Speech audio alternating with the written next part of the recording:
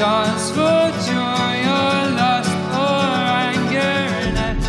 Welcome to Not Very Sensible Secondhand Classics, the occasional series we do where we look at impractical, fast and generally not very economical cars that are over 15 years old that you can buy for a budget between £1,000 and £5,000.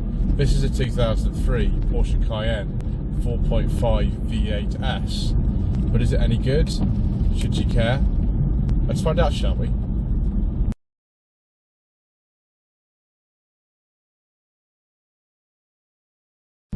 So the Cayenne was a very controversial car for Porsche when it was launched in 2003.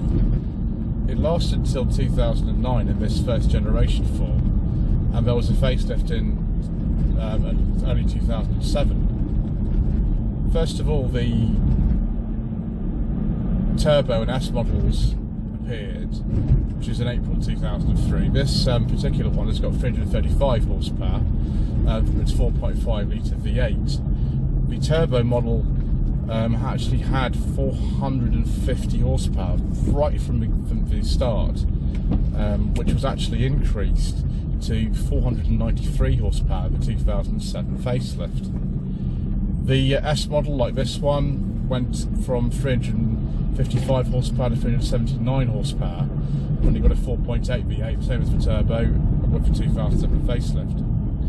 The V6 model actually uses a Volkswagen VR6 engine, but was shared, I think, with the Audi Q7 and the Touareg, which used this platform.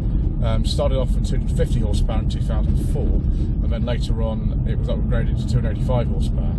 It was a GTS version of the 4.8 V8 Cayenne S, which generated 399 horsepower towards the end. And then we get into really crazy stuff. The Turbo S, first of all, with 521 horsepower at the start, and then later on, after the facelift, 542 horsepower. Absolute, utterly bonkers car, this one. There are also some diesels available, but as usual, due to controversial government legislation and all kinds of other reasons, we don't talk about diesels on this channel.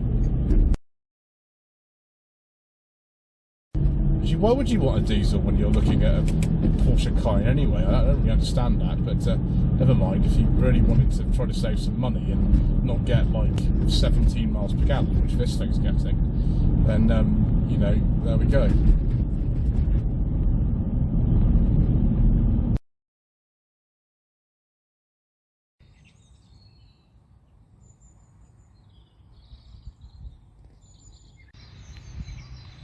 It's perhaps kind of hard to remember just how controversial this car was when it came out in 2003 in this country.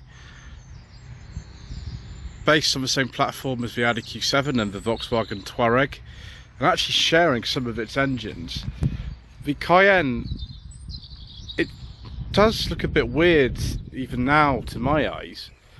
I prefer it in this kind of gold colour or something like that, as opposed to the normal shades that you'll find these, which is, you know, grey, silver and black. And of course we've got a little surprise on the interior as well. So very early car, written registered in Jersey. For some reason the 03 plate would probably be correct for this, but it shows us 31st December 2003, which is sort of common for cars that have been sort of re-imported, although the actual registration date in Jersey will reflect this plate. So very early one. They came out in April 2003 over here. You could only buy two models at the time, the Cayenne S and the Cayenne Turbo. This is the S. You could get some least powerful engines later on, which was about 2004, which is the V6 ones. So big, imposing car, quite highly specified, although there are some amazing omissions in, you know, some of these, because to expect a car like this to have standard climate control and cruise control, and actually they don't all have that, which is strange. Parking sensors, of course, you need them in a huge thing like this. The boot struts aren't actually working properly, so I'm going to have to hold the boot up with one hand. Oh, there's a piece of wood. Let me just rest that on my back. There we go. That's okay. Right. Space to have a spare in here. Big boot. I think this is about 500 litres actually in capacity. Got the sort of thing for the dog as well there. Nice place to rest the dealer plates, which I have to use because it's got to stay legal. Yeah, you know, there's a little storage compartment either side. Let me just adjust that. There we go.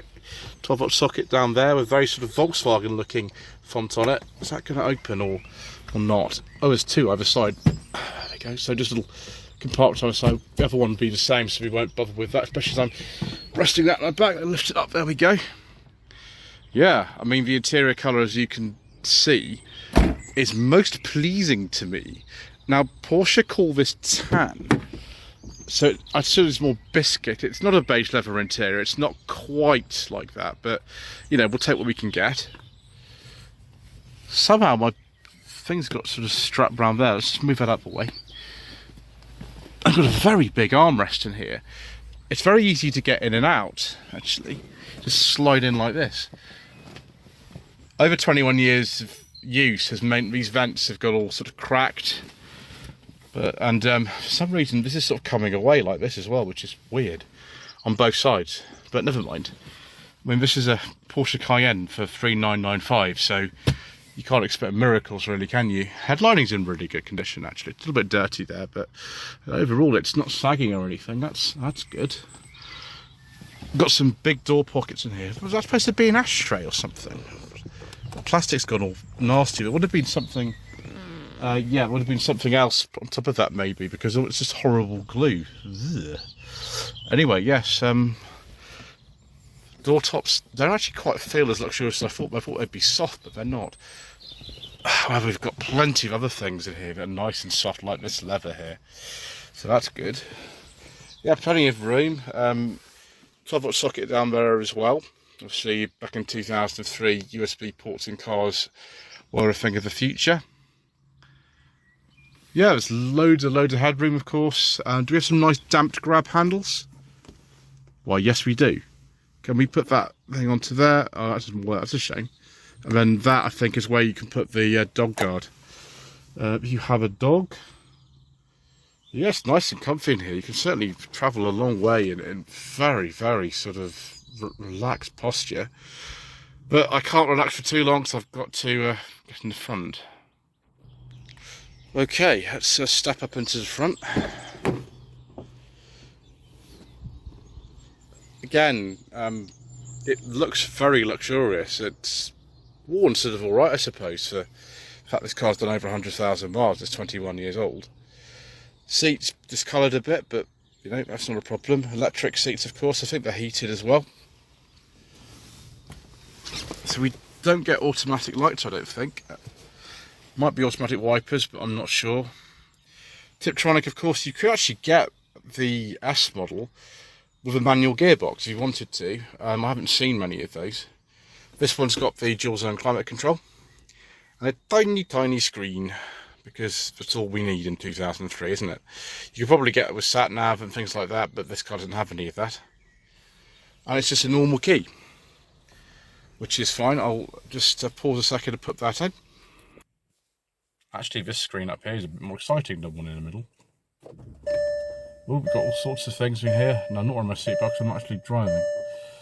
So, be quiet. Yeah, fuel consumption. Wonder what that's like. Let's have a look at, let's turn that fan speed down. Can we do that? Yeah. Just have a look and see like, if I can find the fuel computer bit of this. Oh, it's on here, isn't it? It's Volkswagen, so. Right. 15.7 miles per gallon. Yeah. Don't buy a V8 Cayenne if your priority is fuel economy. Must say that feels good. There we go. We've got sort of economy for the heating, ventilation. I imagine that's the position of the air. But you can put that away if you want to. And then we've got something in here. We've got actually sort of leather covered ashtray. That's nice. And we've got air suspension, so a bit like a I don't know, L322 Range Rover, which would have competed against this. We've got one for going mountains. We've got one for going on the motorway, which is for probably the lowest setting. We've got one that's in the middle there as well. Cup holders, because of course American market is very important for these cars. Open this up, we've got two bits to this. Yeah, we've got a big storage compartment there, with a smaller one there. Brilliant. That's working out quite well. Yeah, it's nice and comfortable in here. I just prefer this sort of colour in here as opposed to the black that most of them probably came with. Is that a sunglasses holder? Yeah. I'm going to leave the electric sunroof alone because it's a very old car. We'll not do that. And we've got powerful mirrors. And they're heated, of course. Oh, okay, I'll turn it off then. Right, okay. Don't want to flatten the battery.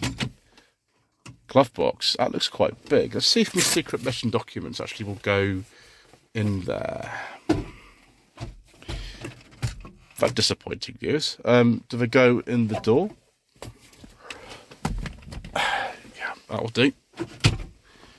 So yeah, everything feels okay. Just open the door again. Do we actually have cruise control in this? No, we don't, because it wasn't standard. No cruise control. Got buttons open like a B5 Passat actually, for opening the fuel flap and the boot they're down there. Interesting. Bonnet releases down there, so we'll take a look at that as well. Got some interesting pedals, very Porsche. Oh, that's where the parking brake is. I was wondering where that was. But like a Mercedes-Benz. Don't need to use it though, because we've got an automatic car. Right, I think that's enough on this nice tan interior. Let's have a look under the bonnet. A 4.5 litre V8 engine. It's not the same as in the 928, generating about 335 horsepower in this car, which I would say is probably enough for most people. It looks a bit tight to work on certain bits though. I wouldn't want to do a spark plug change necessarily in this. And there's a load of plastic covers in here as well, so that's not so good. But probably compared with some more modern cars, it's all right. You see this car's had a headlamp change. That one's different from the one on the right. And it still looks like a Porsche, even though it looks like a very tall Porsche. Anyway, let's go for another drive, shall we?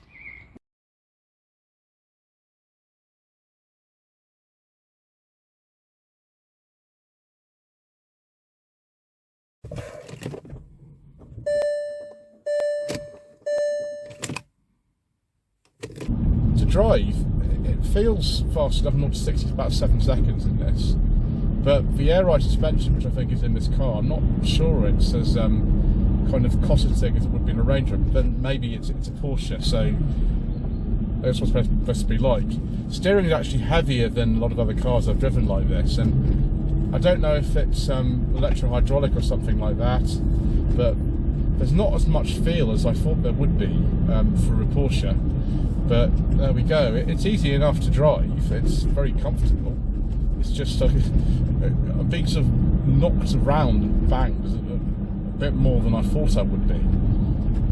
Yes, viewers, I know what I've said. You don't need to write that in the comments.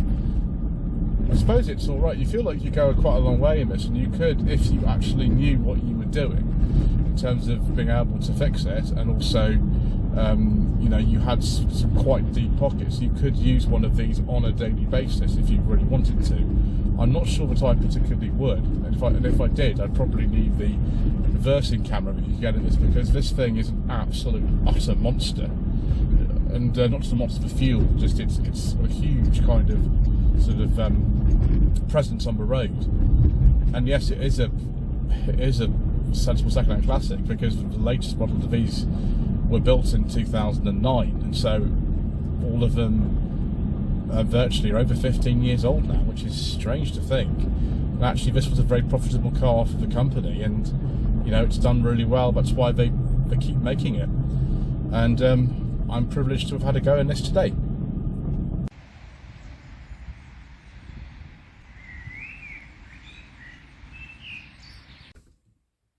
So viewers, should you consider a first generation Porsche Cayenne as a not very sensible second-hand classic for a budget up to £5,000. But it's sort of up to you. I'm a little bit concerned about some of the issues that you might have with a car like this, and I'll just very briefly bring up the Parker's website for the Cayenne. Just give me a second. So it's a very long article, this, but just sort of briefly, the 4.5 V8 in this car, if you get a regular tapping or light knocking noise, that might be ball wear in this particular engine. It's less common on the turbo for some reason. The plastic cooling pipes can fail. You can get upgraded metal parts as well to do that. The cylinder lining issue, though, is a big problem. The V6 engine is quite good, although sensors, core packs and gaskets can actually fail. The 2006 and onwards models have very, very expensive tacks. Gearbox and transmissions, they can be a little bit of a problem. The Tiptronic automatic actually needs to be serviced carefully, like in this car. The electronics is another thing that might fail. Battery drained, odd lighting behaviour, fail to lock and unlock doors. But yeah, it's crazy. You also have problems with water leaks. Suspension and steering. This is called air suspension. You can actually, I didn't realise this, actually find it on steel springs as well. That would obviously be a little bit cheaper. This one seems sort of okay. We haven't got any warning lights for that or anything. There's lots of gadgets on these, but this is actually quite free of them. There's no sat nav, for example, in this. And this has got the sort of standard wheels. You can get up to 22-inch wheels on these, which I don't think probably would look the best, but that's just my opinion. Anyway, those are some problems there. You can obviously go on the Parker's website or other places online and take a look at some more issues. Obviously, this is a very expensive car when it was new, and now not all of them are even worth £3,000. So that's just worth buying carefully. But that's it, I think, for now. Thank you ever so much indeed once again for watching. Please don't forget to subscribe to the channel, like this video, leave a comment below, and we shall see you again very soon for some more reasonably priced nostalgic motoring.